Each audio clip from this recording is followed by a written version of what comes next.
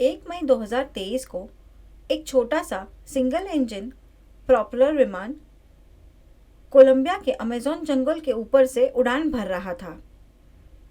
Amazon का जंगल एक विशाल क्षेत्र में फैला हुआ है और ऊंचे ऊंचे पेड़ों के घने पत्तों से ढका हुआ है।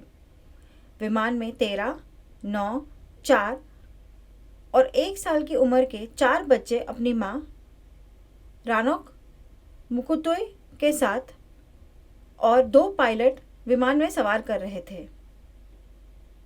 इंजन फेल होने के कारण विमान अमेज़न के जंगल में दुर्घटनाग्रस्त हो गया। क्योंकि यह घने पत्तों से ढका एक बेहद घना जंगल है, इसलिए मलबे की तलाश करना मुश्किल था। बचाव कार्य के लिए सेना बुलाई गई।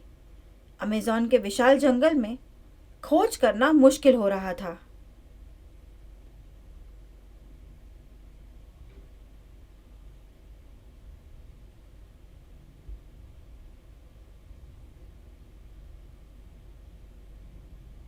तलाशी अभियान में लगभग 100 सैनिकों के साथ स्थानीय स्वदेशी लोग शामिल थे, जो जंगल को अच्छी तरह से जानते थे। 1 मई 2023 से सेना और स्थानीय लोग व्यापक तलाशी अभियान में शामिल थे।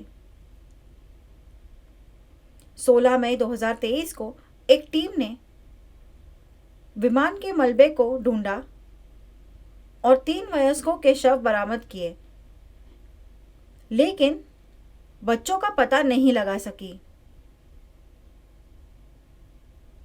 एक बड़ा तलाशी अभियान शुरू किया गया। बचाव दल को तब एक अस्थायी आश्रय मिला।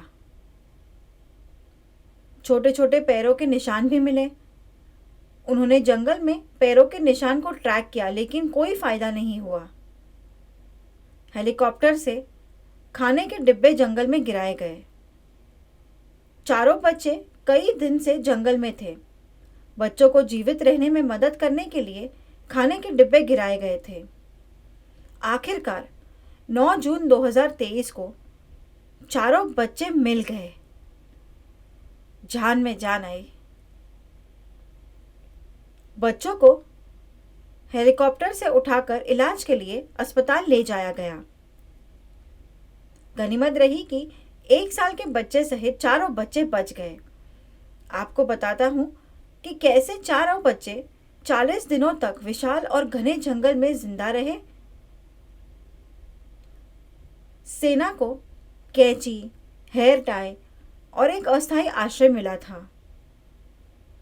यहां तक कि उन्हें बच्चे की दूध की बोतल और बच्चों के पैर के निशान भी मिले थे।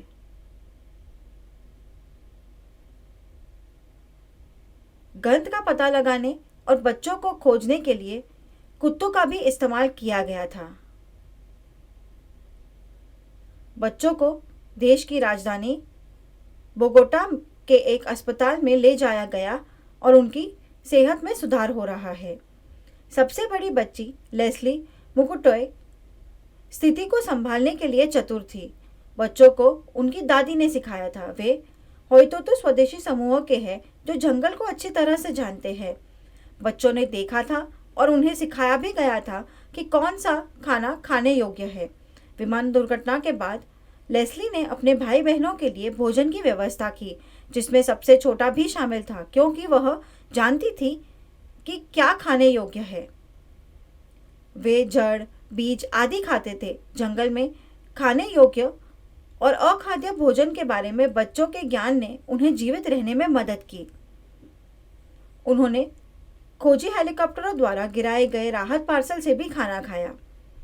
जंगल क्षेत्र घने पेड़ों से घिरा था और सीमित दृश्यता थी। इन सब खाद्य पदार्थों को खाकर बच्चे बाल बाल बचे। स्थानीय लोगों ने सेना को यह भी सलाह दी थी कि बच्चों की दादी की आवाज का एक संदेश हुइतोतो भाषा में प्रसारित किया जाए,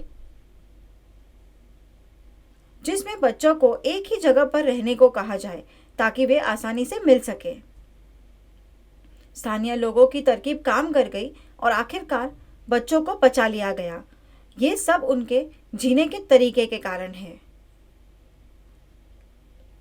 कोलंबिया के राष्ट्रपति गुस्तावो पेत्रो ने कहा कि बच्चे 40 दिनों तक अकेले थे और जीवित रहने का ये एक उदाहरण है। राहत मिली है। बच्चों की दादी ने अधिकारियों से अनुरोध किया कि इलाज के बाद बच्चों को उनके परिवार के साथ रहने की अनुमति दी जाए।